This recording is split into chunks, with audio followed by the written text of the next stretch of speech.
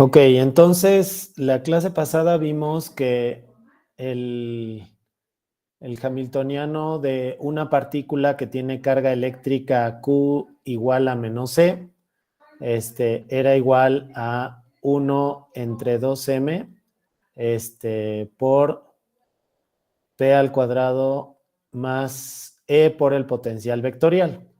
Y el potencial vectorial es igual a, y el potencial vectorial es el rotacional me da el rotacional del potencial vectorial me da el campo magnético, ¿no? Entonces esta es la carga de, E es la carga del electrón y el potencial vectorial es el que me da el campo magnético si le tomo el rotacional, ¿no? Bueno, entonces les recuerdo que si, si yo quiero un campo magnético uniforme, entonces lo que puedo hacer es hacer que el potencial vectorial sea igual a menos 1/2 por R cruz B. Entonces, si ustedes se fijan, menos 1/2 de R cruz B lo puedo escribir como menos 1/2 de I, J y K. Entonces aquí me queda X, Y y Z, y aquí me quedan BX, BY y BZ. Entonces esto es igual a menos 1/2 que multiplica a, y entonces primero hago la I, entonces me queda Y por BZ, menos Z por BY, por I, y luego más 1/2, y J, que es X por BZ, X por BZ, y Z por BX, menos Z por BX, y aquí va la J, más 1/2 de, y sería X por BY, menos Y por BX. Bueno, Es menos, entonces, ¿no, profesor? ¿perdón? Es menos, ¿no? Es menos en este último, tienes razón, exactamente, muy bien. Entonces aquí tienes menos, entonces eso me da el campo magnético. Ok, bueno, entonces ok, bueno, fíjense que si ahora yo le saco el rotacional a esta cantidad de aquí, si le saco el rotacional al potencial vectorial, entonces bueno, yo quiero copiar esto para la siguiente hoja, para que lo vean claramente.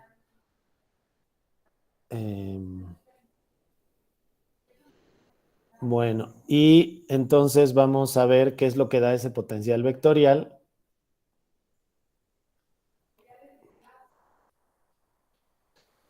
Bueno, entonces, a ver, fíjense, entonces el potencial vectorial, si yo quiero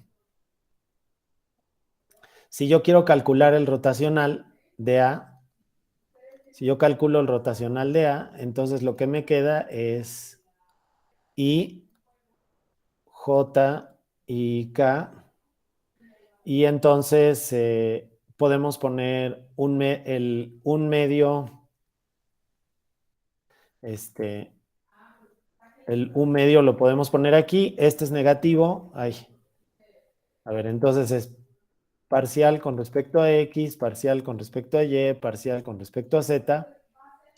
Entonces aquí me queda Z por BY menos Y por BZ sobre 2, ¿no? En el siguiente me queda X por BZ menos Z por BX sobre 2. Y aquí me queda Y por BX menos X por BY sobre 2, ¿ok?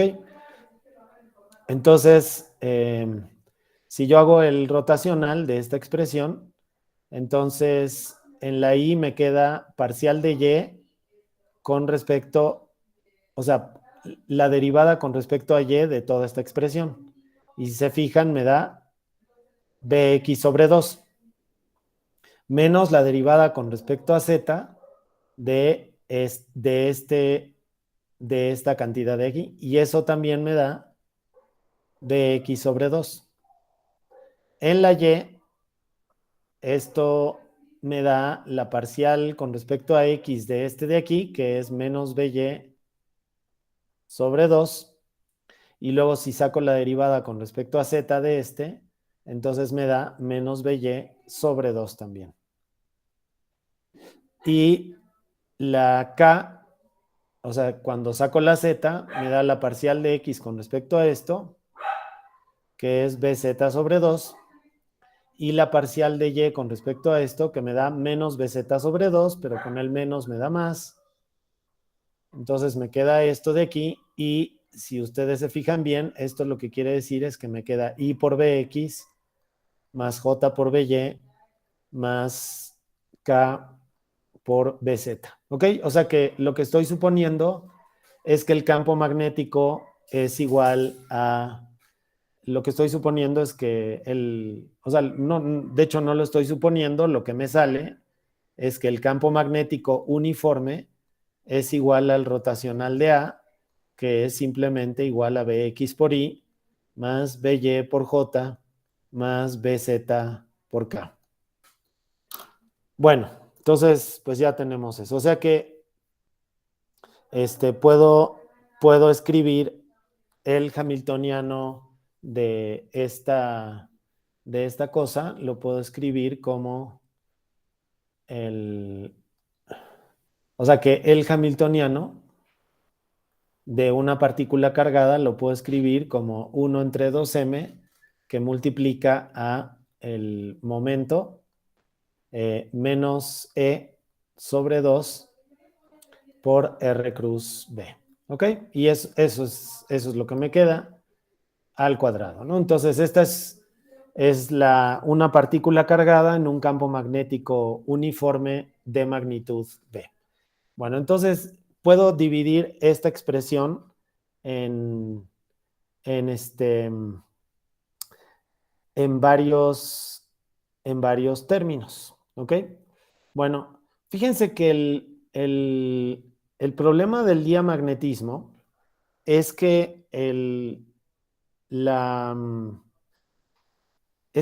bueno, es un fenómeno en el que, como veíamos, el campo magnético va en contra del, o sea, en el que la magnetización va en contra del campo magnético. Bueno, entonces, yo lo que voy a hacer para empezar es desarrollar un poco este término de aquí, ¿no? Bueno, entonces, y voy a tratar de encontrar o sea, la idea es que voy a desarrollar el hamiltoniano y luego a partir del hamiltoniano voy a calcular el momento dipolar magnético. Entonces, pues vamos a desarrollar esto. Entonces, eso está al cuadrado, o sea que tengo en primer lugar tengo el cuadrado de los momentos. Entonces, en primer lugar tengo el cuadrado de los momentos. Este, entonces aquí tengo 1 entre 2m por el momento al cuadrado, ¿no? Y en segundo lugar, pues tengo 1 entre 2m por e al cuadrado sobre 4, que es este término de aquí, por r cruz b al cuadrado. Y en segundo lugar,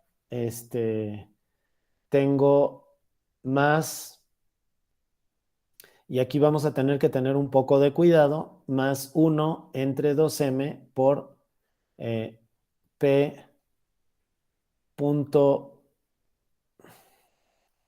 vamos a ponerle un signo menos aquí, menos 1 entre 2m, porque tengo este término de aquí. Luego no sé, entonces voy a hacerlo con mucho cuidado, p por e por r cruz b, menos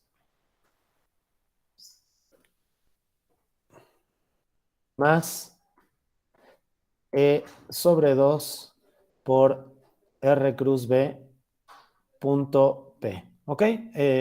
No se olviden de que esto de aquí lo puedo escribir como 1 entre 2M P menos E sobre 2 por R cruz B punto P punto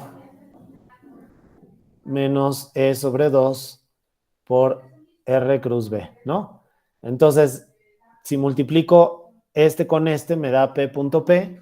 Si multiplico este, me da P por E R cruz B. Y si multiplico este por este, me da, fíjense que me da R cruz B por P.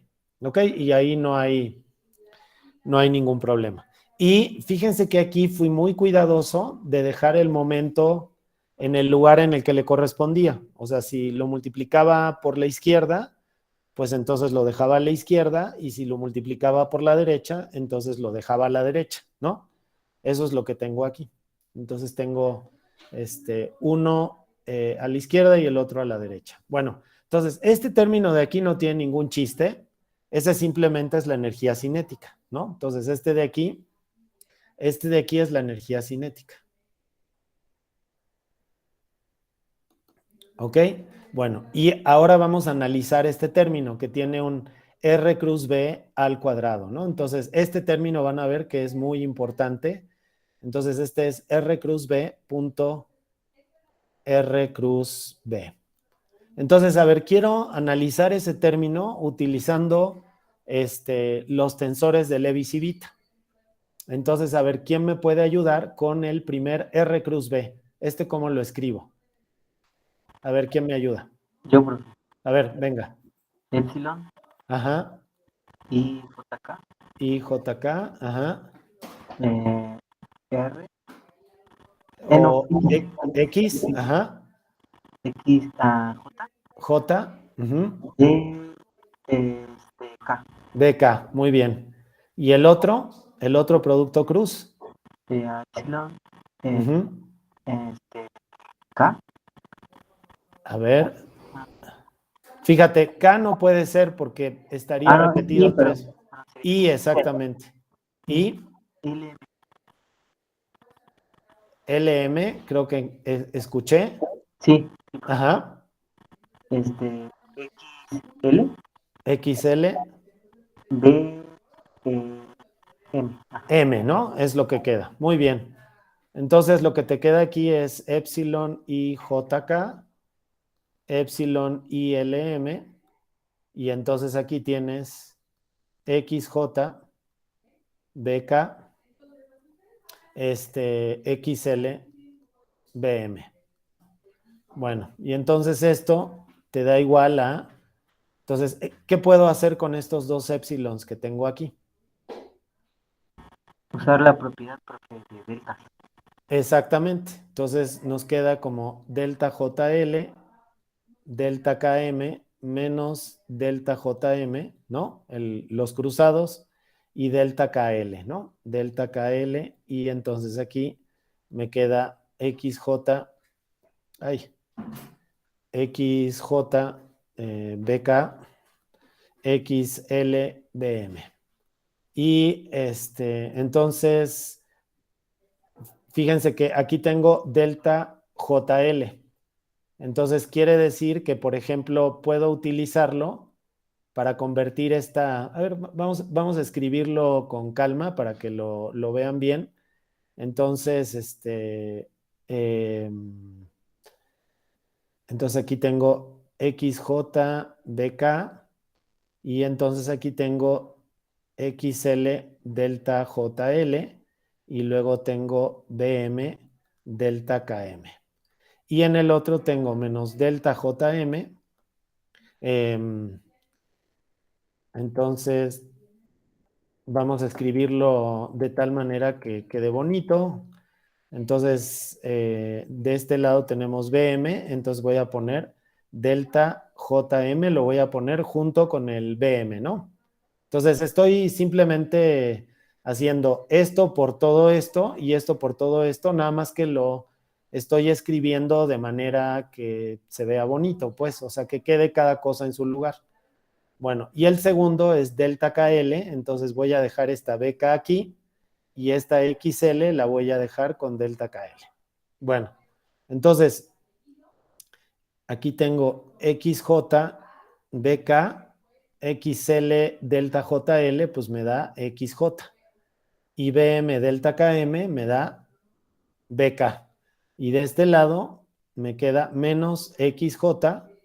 Entonces aquí me queda XJ, este lo dejamos así, BK. Y aquí tenemos XL delta KL, entonces pues aquí me queda XK, exactamente. Sí, sí es a lo que te referías, Marco Antonio, que... Sí. Ok, muy bien. Y luego BM delta JM, pues me da BJ, ¿no? Entonces, lo que me queda aquí es simplemente XJ, XJ en este y BK, BK. Y del otro lado me queda menos XJ, XJ, BJ y XK, BK. Bueno, entonces vamos a llevarnos esta expresión para el otro lado.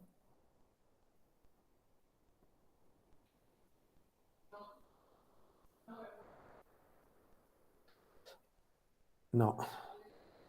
A ver, no, ¿qué estoy haciendo?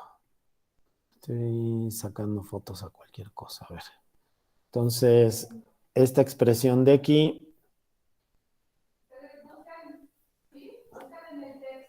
En su menú fuente, de ahí les va a poner tipos de fuentes o más bien tipos de acomodamiento de la. Y a ver, permítame un momentito.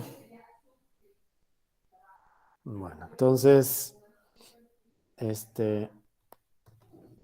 no. Y es este término de aquí, el que quiero.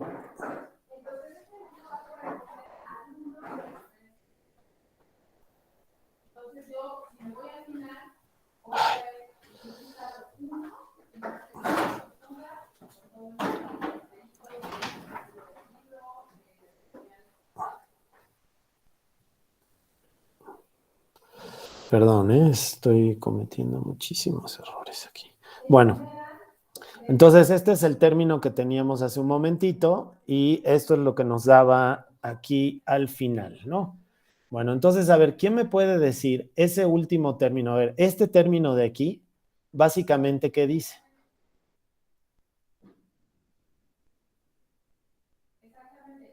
¿Qué es XJ, XJ? ¿Qué es? La suma de R.R. R.R, exactamente. ¿Y sí. BK, BK, qué es? B.B. B.B, exactamente. Pues lo mismo, ¿verdad? ¿Y este de aquí qué es? Este. R.B. R.B y R.B también. R.B, exactamente. O sea que este es R.B al cuadrado, ¿verdad?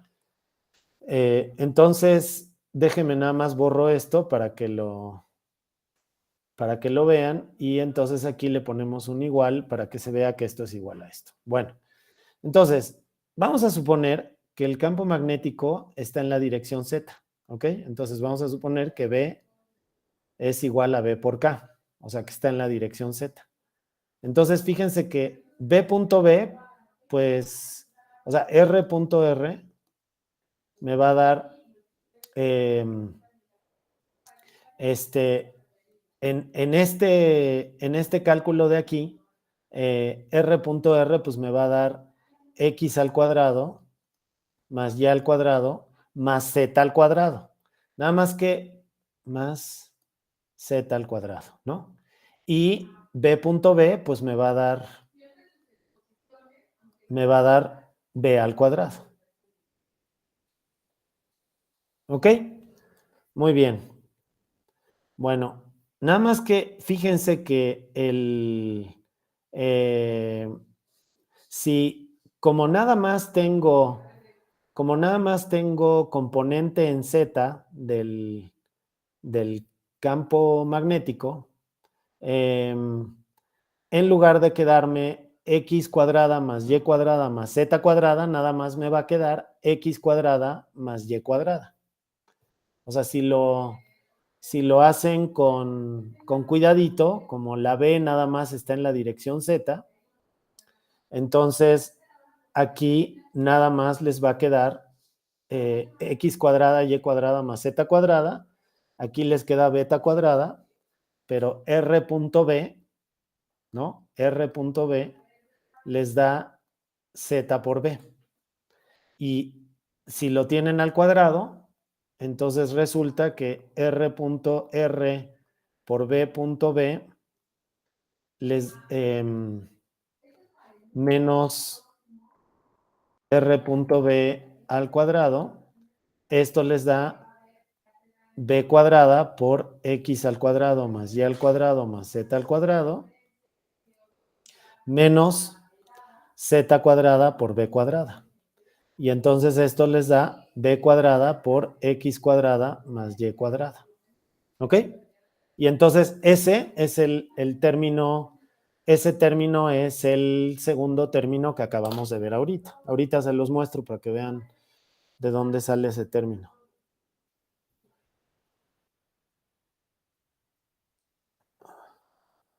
Y o sea, este es este término de aquí, ¿ok?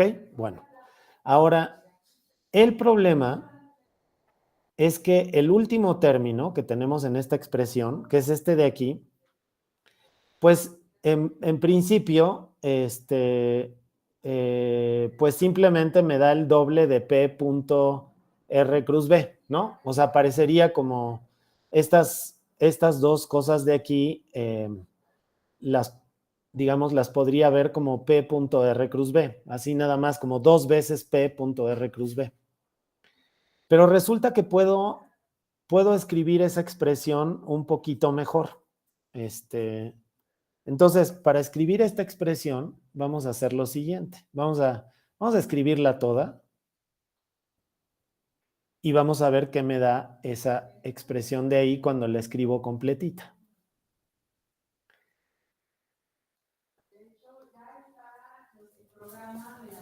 Entonces, esta expresión, pues en principio la puedo escribir como igual a 2 veces esto, ¿no? Porque pues P lo puedo pasar para adelante, entonces pues podría escribir como 1 entre M por P, bueno, a ver, perdón, 1 entre 2M y aquí ya de una vez metemos la E, ¿ok?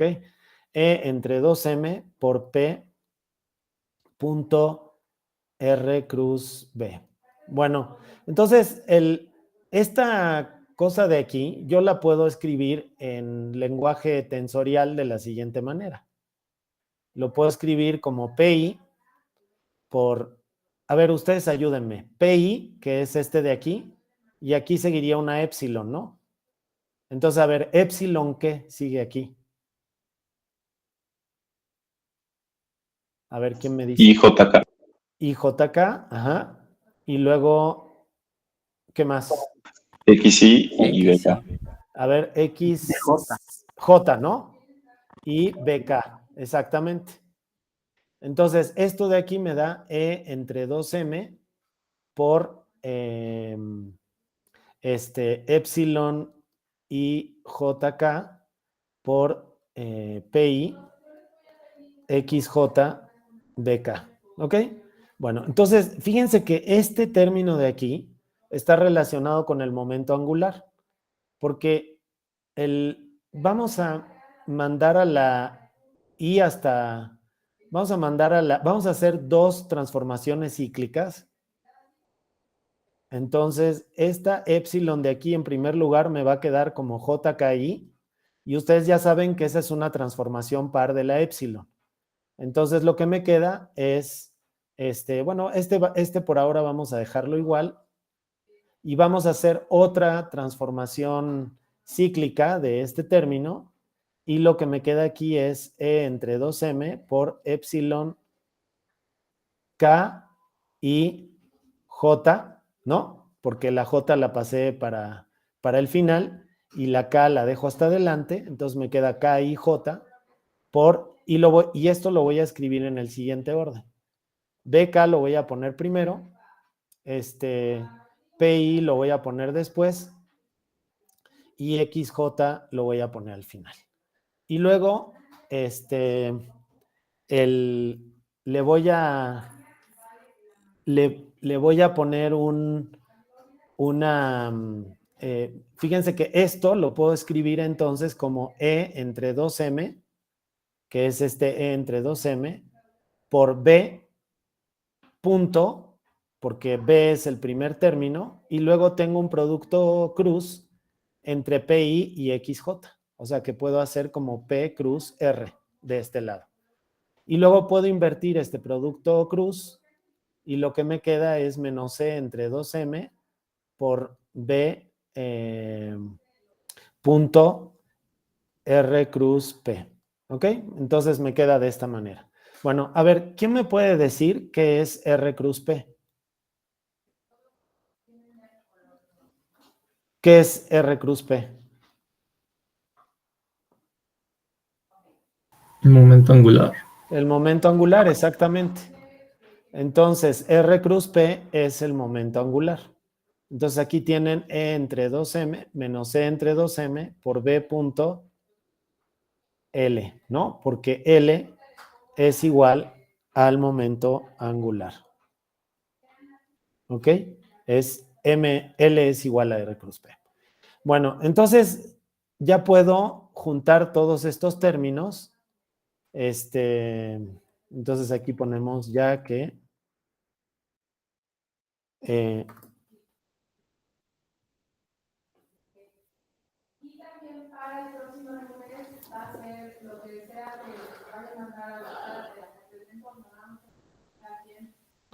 bueno, entonces vamos a ver, vamos a recapitular un poquito sobre todos los términos que tenemos en el hamiltoniano.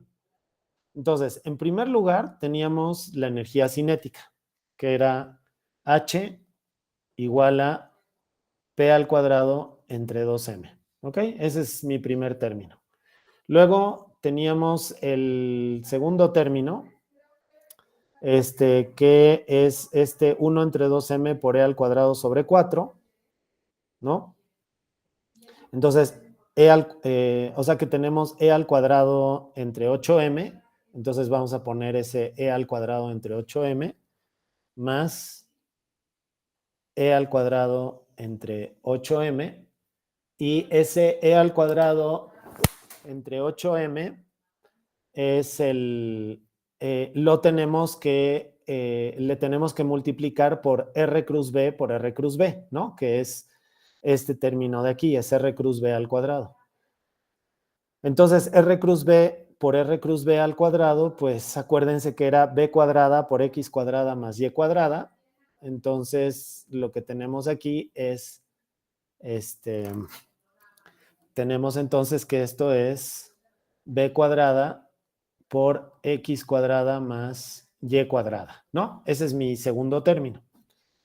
Ok, entonces este es el segundo término, y el tercer término era este de aquí que tenía que ver con el momento angular, que es este último. Entonces tengo un menos aquí y teníamos este producto punto, y entonces lo que me queda es, bueno, aquí tengo un menos, pero recuerden que llevaba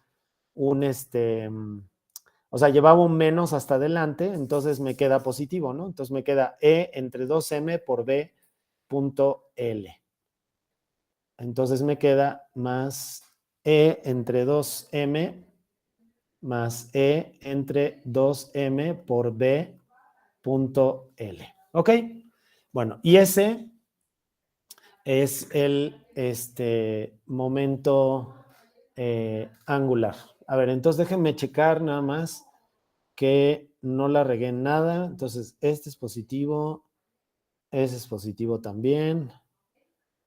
R cruz P, punto B, muy bien. Ok, bueno. Entonces, ahora olvidémonos un momento de ese hamiltoniano que como que terminé de reescribir de otra manera.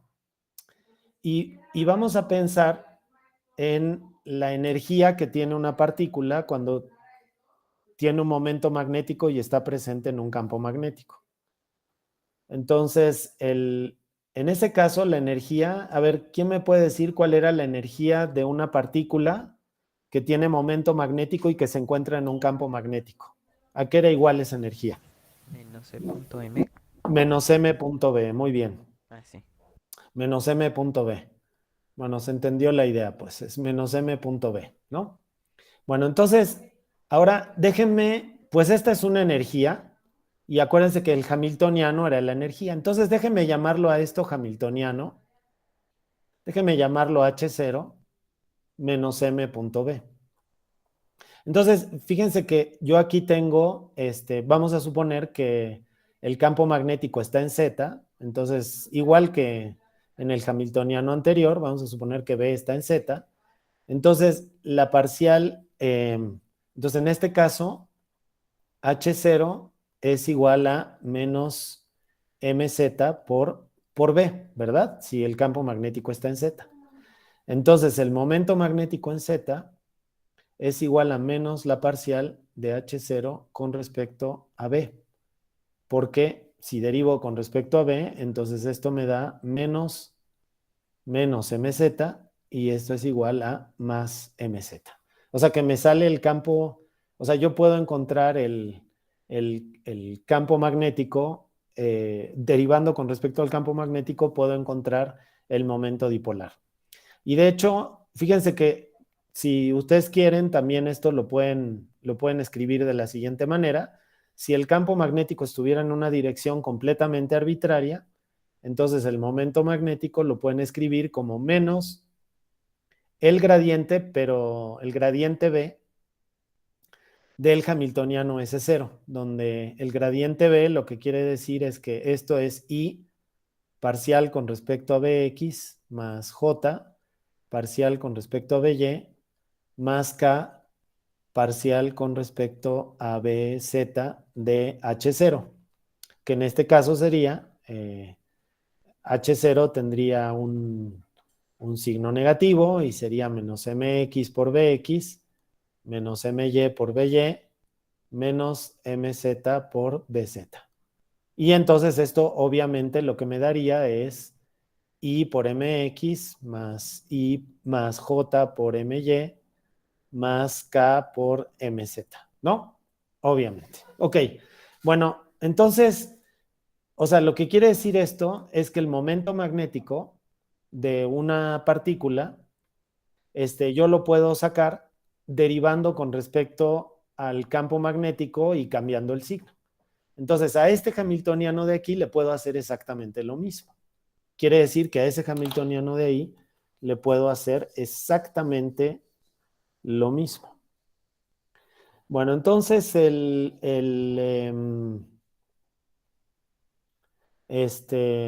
entonces eso quiere decir que el hamiltoniano que tenía en la hoja anterior, a ver, déjenme copiarlo para que quede bien claro cómo está el asunto. Entonces, vamos a copiarlo aquí.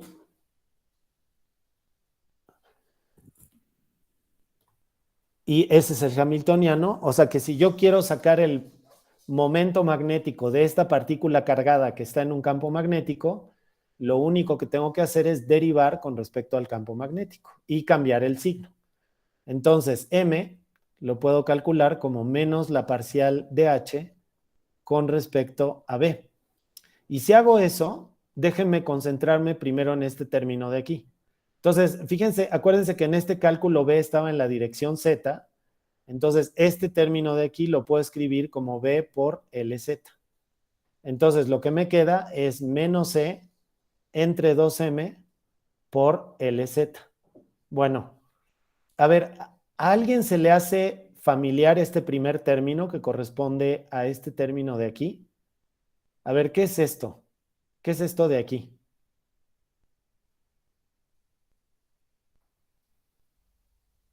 ¿No era lo que vimos en Ajá. el momento de una esfera? Eh, No es el momento angular de una... sí, una esfera. eh, ¿Se del acuerdan? electrón. ¿Cómo? Perdón. No es el momento angular de una carga. A ver, pero ¿y es esto de aquí, esta cosa que tenemos aquí, con qué constante física importantísima está relacionada? Con la UV. Con la mu b, exactamente. De hecho, si ustedes se fijan, si yo le escribo, si yo le agrego una h barra en el numerador y una h barra en el denominador a esta expresión, entonces lo que me queda es menos e entre 2m por h barra por lz entre h barra. Y esta de aquí es la mu b, ¿no? Esta de aquí es menos la mu b por la lz. O sea, este es el magnetón de Bohr. Mu b entre h barra por lz. Bueno, y ahora vamos a ver el siguiente término. El siguiente término es menos e cuadrada entre 8m por b por 2b, ¿no? Porque estoy derivando con respecto a b, por x cuadrada más y cuadrada. Y entonces este término de aquí lo voy a copiar, nada más que lo voy a copiar aquí abajo ya deshaciéndome de ese 2 que tengo en el numerador. Entonces entre 4m por x cuadrada más y cuadrada. Y aquí abajo voy a tener menos e cuadrada por b sobre 4m por x cuadrada más y cuadrada. Y entonces una cosa curiosa que me queda aquí es que el campo magnético, este campo magnético que me queda, o sea, fíjense, este es el momento angular que ya conocíamos, ¿no?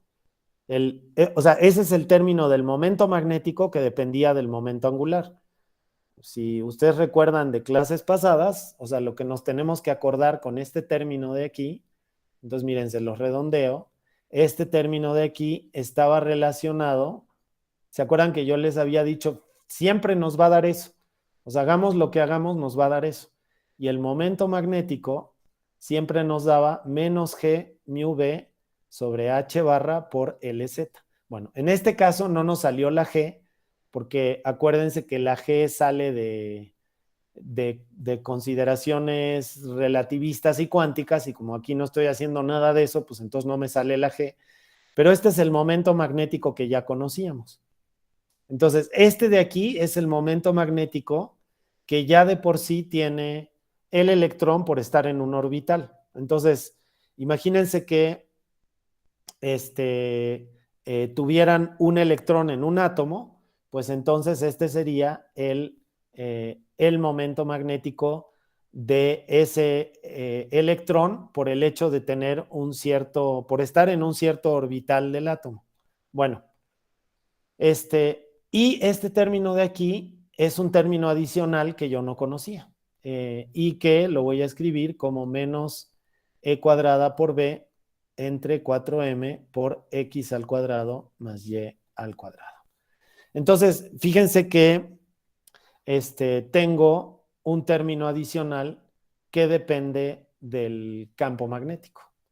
Y eso es muy interesante porque ese término depende del campo magnético. Entonces, a este lo vamos a llamar M0 y a este lo vamos a llamar delta M. ¿Ok? Entonces, delta M0, pero sin vector, ¿no? Porque es es el dipolo magnético en la dirección M0. Muy bien.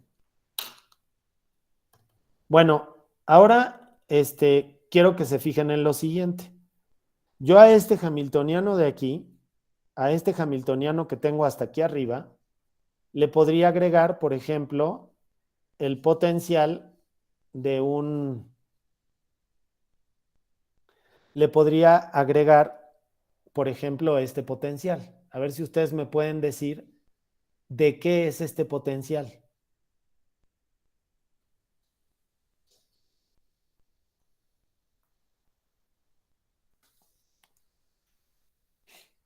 A ver si alguien me puede decir de qué es ese potencial de ahí. Campo eléctrico. Sí, pero a ver, ¿de qué tipo de potencial es ese potencial, pues? ¿Es el potencial de quién? Si es Una partícula, de una partícula, ¿de qué tipo? este, Puntual, ¿no? Ese es el potencial de una partícula puntual. Entonces, eso de ahí es el hamiltoniano ¿de qué? ¿De qué cosa? A ver, ¿qué cosas tiene ese hamiltoniano? Entonces, tiene... Es una partícula en un campo, bueno. En un campo, pero ¿qué campo? El campo de una partícula puntual, ¿no? Ajá. Entonces, ¿qué es eso? Si tú tienes un electrón que aparte está en el potencial de una partícula puntual, esto de aquí, no sé por qué le puse recuadrada, es R nada más, porque es el potencial de una partícula puntual. Entonces, es el potencial de una partícula puntual, o sea, es un electrón que tiene una energía cinética P cuadrada entre 2m. Aparte, está interactuando con un campo magnético, que es este de aquí. Y aparte, está en el campo de una partícula puntual. Esa partícula puntual puede ser el núcleo de un átomo. Entonces, todo esto de aquí es un electrón en el campo en un campo magnético, que es el campo B, más el campo de una partícula puntual, que es el núcleo del átomo. Entonces, si ustedes se fijan, esto es un electrón que está siendo sujetado por el núcleo de un átomo, pero aparte está sometido a un campo magnético B. Bueno, fíjense que este término de aquí no depende del campo magnético. Entonces, si yo saco la derivada de H con respecto a M, con respecto a B, de esta cantidad y le cambio el signo, y esto me da el momento magnético, este término de aquí no participa, porque ese término de ahí no depende del campo magnético. Entonces, lo que me vuelve a salir es este resultado que tengo aquí abajo. Me vuelve a salir este resultado que tengo aquí abajo. Y entonces, esto lo puedo escribir como esto de aquí, ¿ok? Y este término de aquí no participa porque la derivada de este término con respecto a B es igual a 0. Bueno, fíjense que el momento magnético adicional que me salió, el momento magnético adicional que me salió de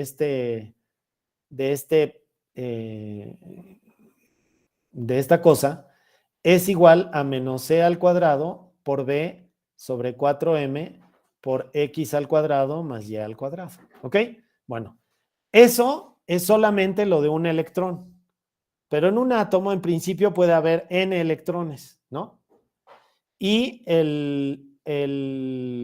y esos electrones, bueno, van a tener, esos electrones van a tener posiciones que en principio son muy difíciles de calcular.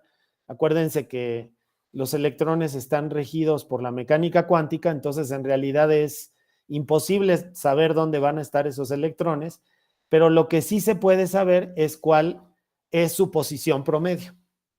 Y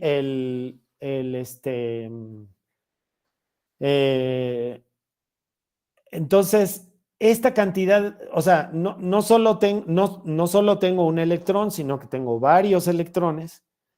Entonces, la delta M en realidad va a estar, esta es la delta M de un electrón, pero la delta M total va a ser la suma sobre todos los electrones que tiene este átomo, que este número de aquí es Z, ¿verdad? Porque Z por E es lo que me da todos esos electrones.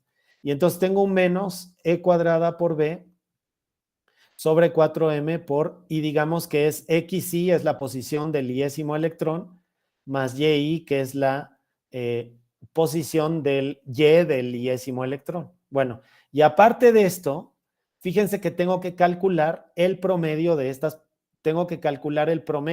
posiciones, porque en realidad les recuerdo que este es un problema cuántico. Entonces, no puedo saber cuál es la posición exacta del electrón.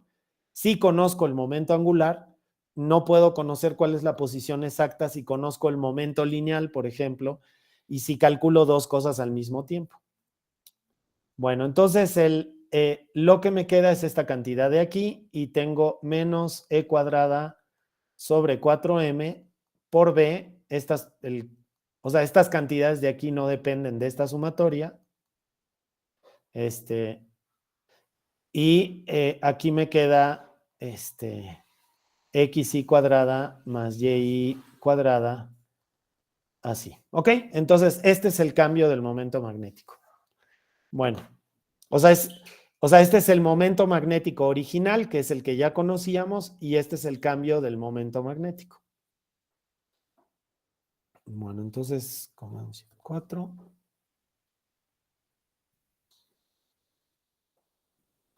Y entonces vamos a,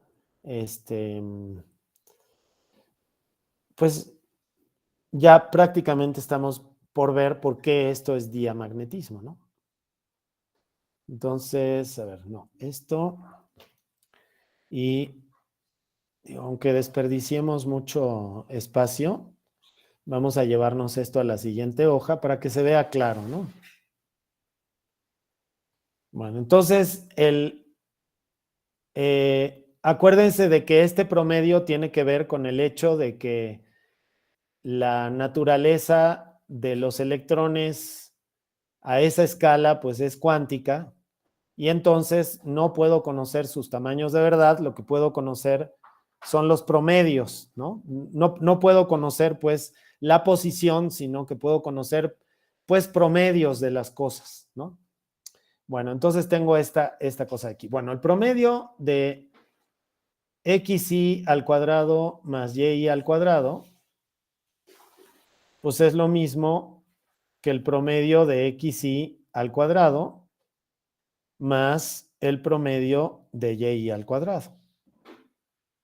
Y si este átomo tiene simetría esférica, que eso no necesariamente es cierto, pero vamos a suponer que sí, entonces zi al cuadrado es igual a xy al cuadrado y esto debería ser igual a y al cuadrado. Esto de aquí es no necesariamente cierto, o sea, no tiene por qué ser cierto, porque acuérdense que hay orbitales que están en la dirección X, o puede haber orbitales que están en la dirección Y, de hecho puede haber orbitales que están entre X y Y, que están, en fin, eso es complicado. Pero más o menos lo que estamos suponiendo es que esas tres cantidades son iguales. O sea que estoy suponiendo que tiene simetría esférica. Bueno, entonces, si ustedes se fijan, el tamaño promedio del radio atómico al cuadrado, pues es xy al cuadrado más y al cuadrado más zi al cuadrado. Entonces, pues esto es lo mismo que esta xy más y al cuadrado que tengo aquí, ¿no?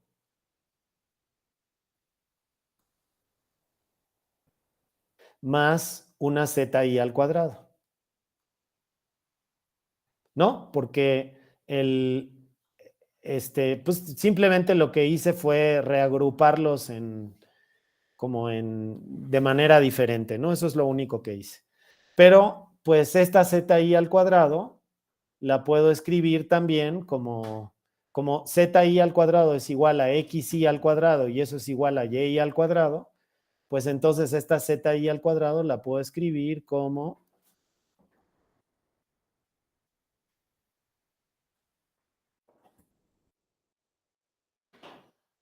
esta zi al cuadrado la puedo escribir como xy al cuadrado más y al cuadrado sobre 2. Y entonces todo esto lo puedo escribir como 3 medios de zi de xy al cuadrado más y al cuadrado. ¿Ok? Bueno, ¿para qué me sirve esto? Pues muy fácil, porque esto lo que quiere decir es que xy al cuadrado más YI al cuadrado es igual entonces a 2/3 de el radio atómico al cuadrado. Y esta es una cantidad muy práctica, porque esta cantidad hasta la puedo sacar de la tabla periódica. Entonces, por eso me conviene escribir la delta M en términos de esta R al cuadrado. Entonces, fíjense que lo que me queda es me queda que esta cantidad de aquí es 2/3 por R al cuadrado, y esto lo puedo sustituir en esta ecuación de aquí. Entonces, el delta M que tengo aquí, este delta M que tengo aquí, lo voy a poder expresar en términos de algo que hasta viene en la tabla periódica, que lo puedo consultar en la red, súper fácil. Bueno, entonces, pues vamos a hacerlo. Entonces, este de aquí lo escribo como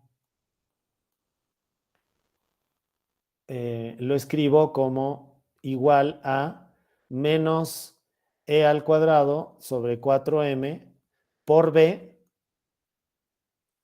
y todo esto de aquí lo escribo como 2/3 de el radio atómico al cuadrado, ¿no? Y ya para abreviar, entonces este 2 con este 4 se me convierte en un 2, y con este tengo un 6, entonces tengo menos E cuadrada sobre 6M por el radio al cuadrado, y el radio al cuadrado, miren, ya vamos a escribirlo así, y ustedes entienden que este es como el radio atómico, y aquí tengo la B. Bueno, entonces, este resultado es importantísimo, porque si ustedes comparan esto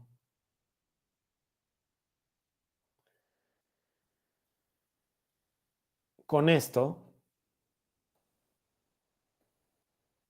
bueno, ahora vamos a suponer que este es un átomo y este es el campo magnético que siente el átomo. Entonces, este campo magnético, a ver, ¿quién me puede decir qué campo magnético tiene que ser forzosamente? Si ese es el campo que siente el átomo. Molecular. Es el campo molecular, exactamente. Entonces, este de aquí es el campo molecular. Entonces, si comparan esto con esto, ¿quién me puede decir cuánto vale la beta?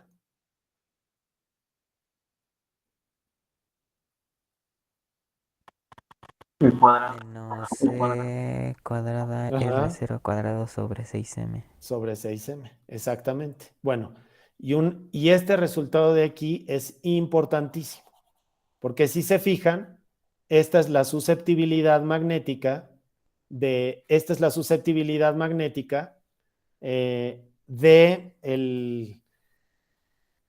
de ese electrón del que estamos hablando, o de los electrones en general de ese átomo, ¿no? Y esa R que tenemos ahí es el radio atómico. Entonces, pero aparte, no sé si le notan algo raro a esa beta. ¿No le notan nada raro a esa beta? ¿No tiene absolutamente nada raro? ¿No tiene la constante, profe? ¿Qué? ¿Cero? ¿O algo así? No, a ver, ¿qué otra cosa? ¿El signo? El signo, exactamente. ¿Qué tiene de raro el signo? ¿Que es negativo? Que es negativo, exactamente. Entonces, eso quiere decir que eso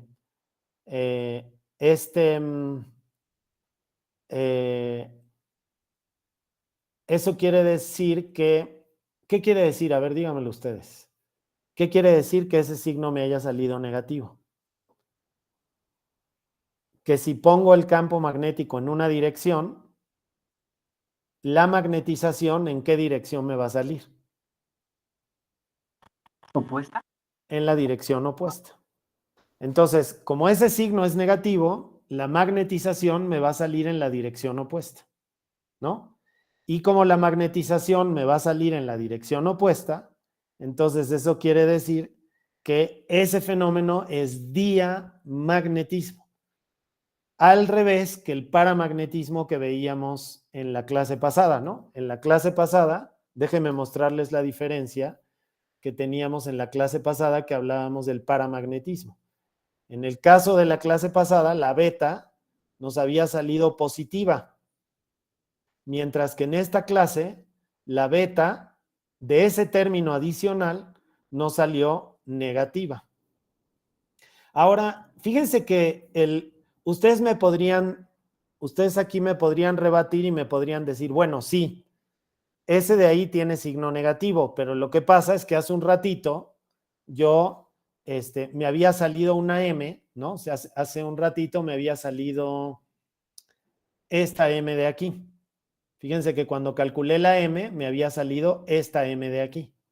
Esta M0 que está relacionada con el momento magnético, ¿no? O sea, esta M0 de aquí, les recuerdo, era M0 igual a menos C entre 2M por LZ, ¿no? Y esta M0 de aquí podría participar, ¿no?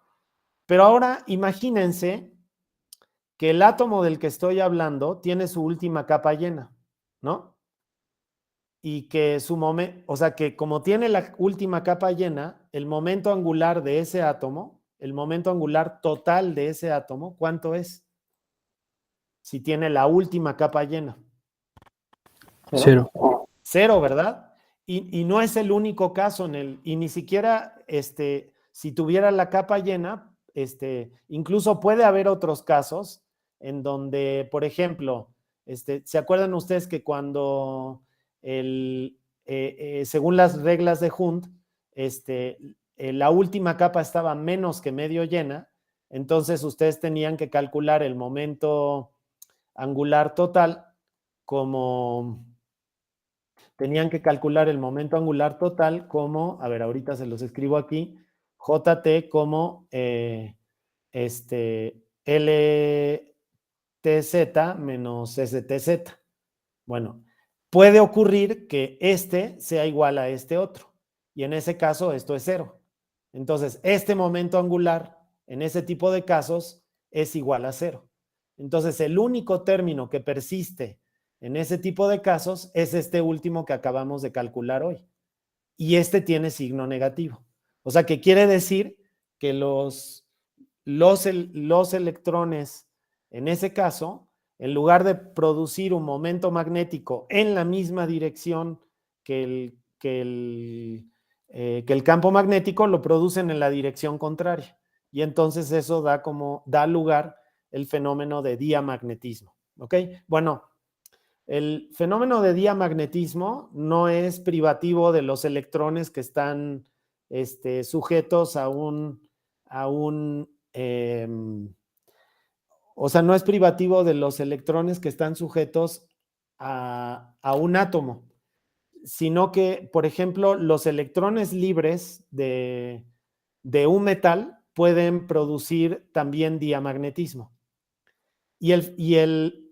Aunque si ustedes se fijan, el hamiltoniano es diferente, porque, a ver, vámonos unas páginas para atrás.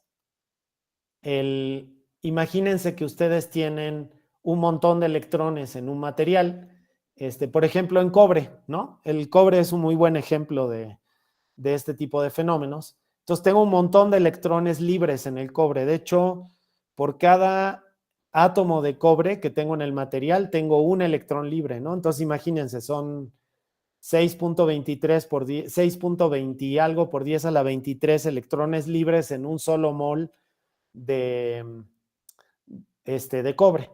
Entonces, ahora a esos electrones libres los puedo describir con esta parte del hamiltoniano, nada más, con esta parte de aquí, porque todos esos electrones libres no están sujetos al potencial de un núcleo, ¿no?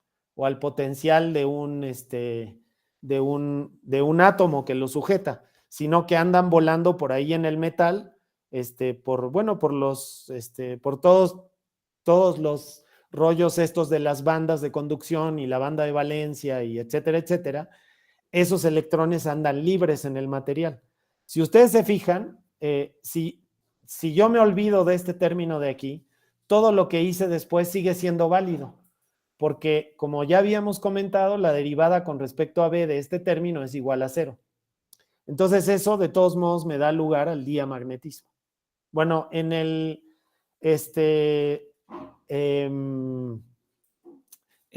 o sea que los electrones libres de los metales también pueden provocar diamagnetismo, porque resulta que producen un momento magnético, o sea que a la hora de moverse en un metal, por ejemplo, producen un momento magnético que es el opuesto, que es opuesto al campo magnético, ¿no? Bueno, déjenme mostrarles, el cálculo en los metales es un poco complicado, porque en ese tipo de casos hay que utilizar mecánica cuántica, entonces, y aparte, el problema en este tipo de situaciones es que las fronteras del sistema son muy importantes. Y en mecánica cuántica es muy difícil resolver problemas con fronteras y con campo magnético, porque el campo magnético tiene una estructura muy particular que hace que sea muy difícil. No es imposible, pero es difícil, ¿no? La función de onda sale en términos de funciones hipergeométricas, entonces es una cosa muy complicada que no tiene caso que discuta aquí. Pero lo que podemos hacer es tener una imagen física que no, que sea, bueno, que les muestre cómo funciona el diamagnetismo en los metales que tienen electrones libres o en los materiales que tienen electrones libres. Bueno, entonces déjenme mostrarles un poquito cómo es que ocurre esto. Bueno, imagínense que tenemos, bueno, esto es lo que ocurre en los átomos, pero ahora vamos a platicar un poquito de qué ocurre en los metales. Y tiene que ver con que los electrones tienen que estar restringidos a moverse en el espacio. Bueno, entonces, para eso, vamos a suponer que tenemos una placa de algún metal, ¿ok? Y entonces tenemos un campo magnético. Bueno, entonces vamos a suponer que tenemos un campo magnético. Y los electrones, entonces, a ver, ¿quién me puede? Vamos a suponer que el campo magnético sale de la hoja, ¿no? Sale de esta hoja de aquí. Entonces, este es el campo magnético. Bueno, entonces, a ver, ¿quién me puede decir en qué dirección giran los electrones si el campo magnético está hacia afuera de la hoja? Entonces, a ver, aquí tienen un electrón negativo. Vamos a suponer que tiene una velocidad así. Entonces, ¿en qué dirección gira? ¿Cómo puedo averiguar en qué dirección gira?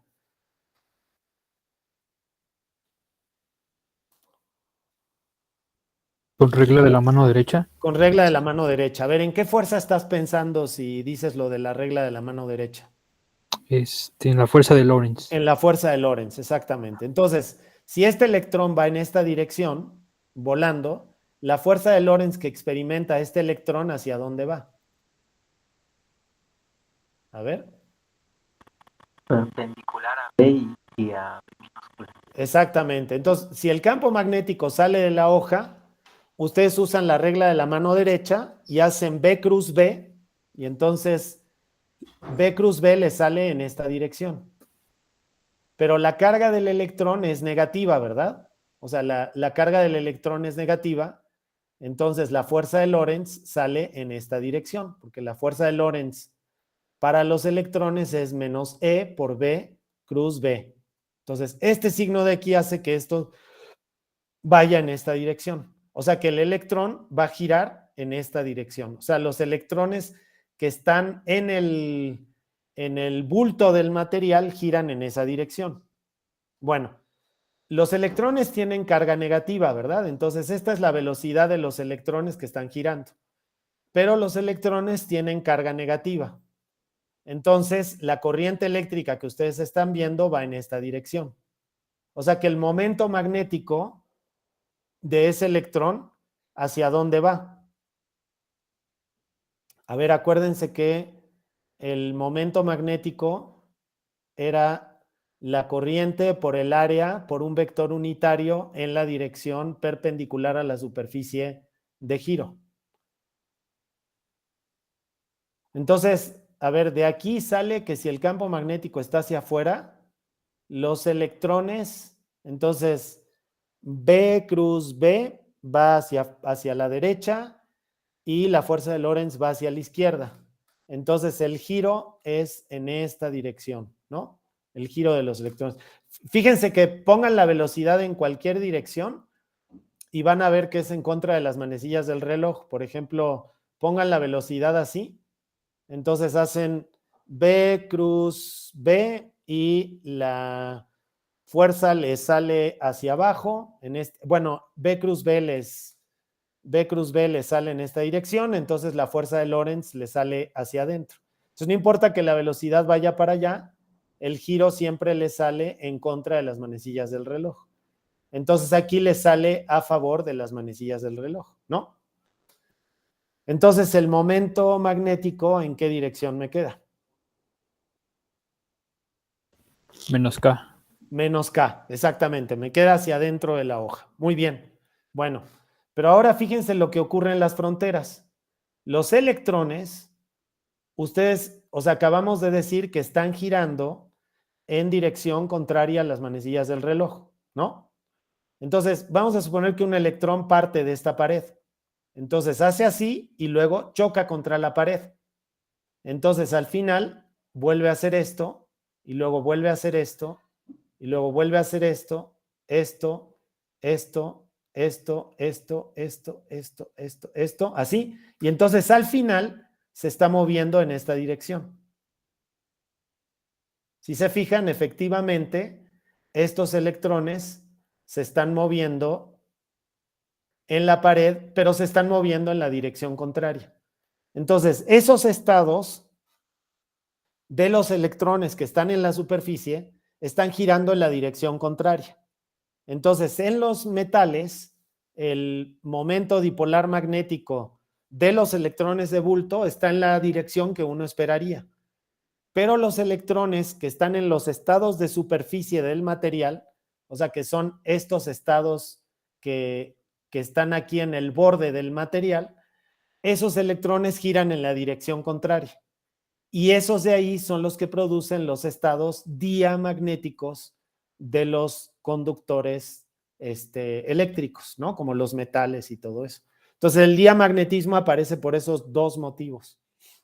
Bueno, un ejercicio muy bonito, o sea, si llevaron la materia de mecánica cuántica y vieron el oscilador armónico, en mecánica cuántica, pueden intentar hacer el hamiltoniano de pueden intentar hacer el hamiltoniano de un electrón que está metido en un potencial cuadrático. O sea, que está metido en un potencial así. Bueno, si se fijan, este potencial cuadrático, bueno, pues ustedes le pueden poner simetría circular, entonces, pues en lugar de ser un metal cuadrado, pues sería como o sea, estarían pensando en un metal que tiene forma circular y el fenómeno de todos modos es igual, ¿no? Porque los electrones, en lugar de ir sobre la superficie cuadrada, pues van sobre la superficie circular de esta manera, entonces giran en esta dirección, mientras que los electrones que están en el bulto giran en la dirección contraria. Bueno, este ejercicio está muy bonito y se parece mucho, o sea, de hecho los estados diamagnéticos de las partículas libres fueron estudiados por un cuate que se llama Fock, así, F-O-C-K, y estos estados que ustedes calculan aquí se llaman los estados de Fock, que son los estados justamente de superficie de los electrones que giran en la dirección contraria. No todos los estados giran en la dirección contraria, hay unos que giran en la dirección que uno esperaría, que son justamente los que están aquí en el bulto. Bueno, si ustedes resuelven el problema de un electrón en un potencial cuadrático, o sea que es un electrón que está confinado a moverse adentro de un círculo, de un potencial cuadrático circular, que es como si, o sea, es como si tuvieran al electrón sujeto a un resorte, pues, ¿no? Así, y este punto es como si estuviera en medio de la circunferencia. Entonces, este potencial es un potencial restrictivo porque le impide al electrón ir demasiado lejos a lo largo del radio.